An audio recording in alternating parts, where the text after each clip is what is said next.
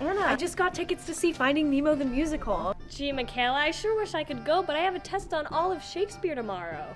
Don't you mean the Earl of Oxford, because Shakespeare couldn't write those plays because he was poor? Sure. Wow, a test on all of them? Yeah, even the bad plays. I really regret my major. I'm sure we all will in a few years when we're living in an apartment with 7 people barely able to pay rent. Yay, theater. Well, maybe we can summarize all the plays into one. Into one? Okay, 3. Sounds good. Play 1. The comedy. Basically, the play is probably going to start with a young girl rebelling against her parental figures over a marriage, probably. You can't force him to marry me, Dad. I love the man you inconveniently don't want me to be with. And she escapes metaphorically into a forest, or literally into a forest or something. There's the guy she's in love with, and he's totally in love with her. They have no problems whatsoever. Wow, I love you so much, our relationship has nothing that can go wrong. Nothing. Let's get married. There is usually another female character who either rejects love or can't get love. The second heroine. Think Beatrice from Much Ado About Nothing or Helena from A Midsummer Night's Dream. Oh, but I love you, second leading man. No, I don't love you, second leading lady. I am in love with first leading lady. But first leading lady's in love with first leading man.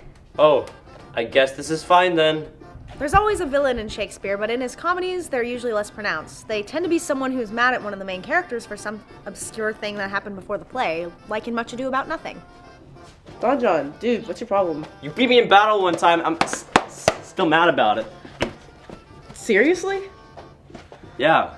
And another common motivation for Shakespearean villains is unrequited love. Usually, a brother or cousin of the main character loves the main character's love interest and does everything in his power to make sure he gets the girl and not the main character. Like in Two Gentlemen in Verona. So Sylvia, your boyfriend's dead. Oh no! What will I do? Get with me. Now, there is one thing we need to talk about in Shakespeare comedies. Oh yes. Cross-dressing! Yay! There's a whole plot in As You Like It where a girl falls in love with Rosalind and the joke is like, oh LOL, she's actually a girl.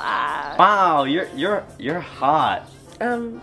There's a lot of gimmicks of the person dressed as the opposite gender and someone of the same gender is attracted to them. Like, Shakespeare was really gay at times. Yes.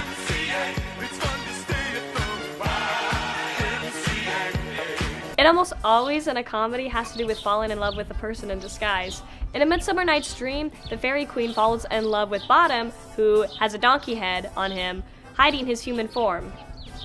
Hey, why am I a cheaply edited donkey? In Much Ado About Nothing, Hero's maid dresses as Hero and has sex with someone to make Claudio think that his love is cheating on him.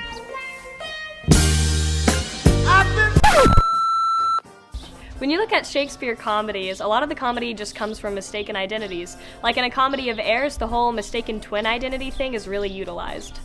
And I think the last trope in Shakespearean comedies that cannot go without being said is, it all ends in a wedding.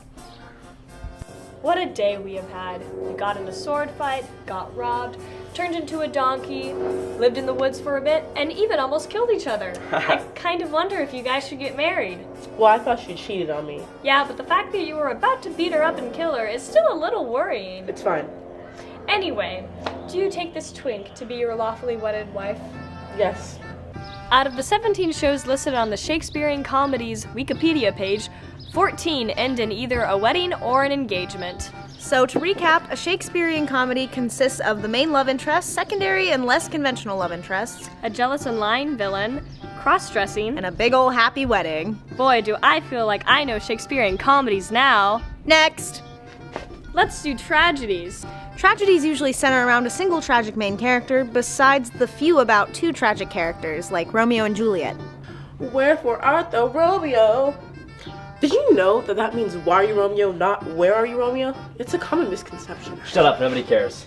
The tragedies revolving around 2 characters like Romeo and Juliet or Antony and Cleopatra are usually just love stories gone bad. Many of these tragic characters tend to regret something they've done, such as Macbeth. Yeah, I wish I didn't do this.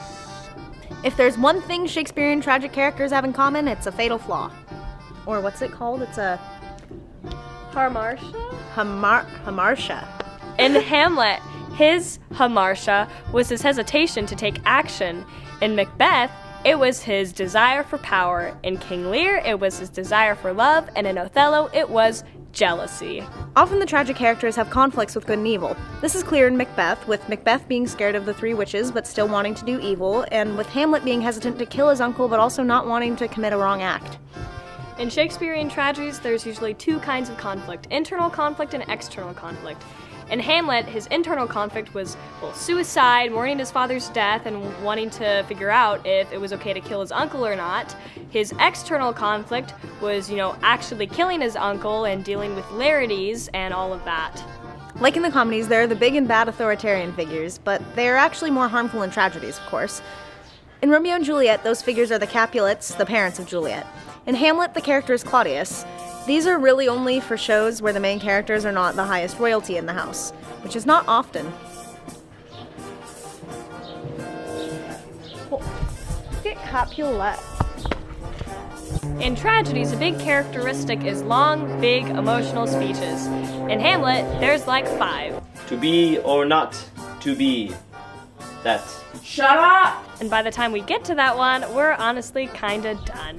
While most of the stuff in Shakespeare tragedies is sad, there's also usually the comic relief character. In Hamlet, those characters are Rosencrantz and Guildenstern, and in Romeo and Juliet, that character is Mercutio. So the things to remember are the tragic hero with a tragic flaw, external and internal conflict, good versus evil, long speeches, comic relief characters, and everyone dies in the end. There's the good, the bad, and the irrelevant characters. And that's the tragedy. One thing that is worth mentioning, and applies to both comedies and tragedies, is the use of supernatural entities. The Shakespearean use of supernatural entities is even used in historical Shakespeare plays, which is our next and last play. Thank God. I am a king, Yes, massa. and I'm giving you king orders to do for me. All right, massa. My king, as your queen, I have something to say. Shut up, woman. Go have a baby. Okay. That's basically it. Shakespearean historical plays can be split up into 2 types, Roman history or British history. Of course, British history is used a lot more. They all tend to focus on monarchs, Doing monarch things. like waging wars and whatnot. The kings are either bad or good. The bad ones are not related to Queen Elizabeth I. The good ones are. And that is every Shakespeare play ever in however many minutes this video is.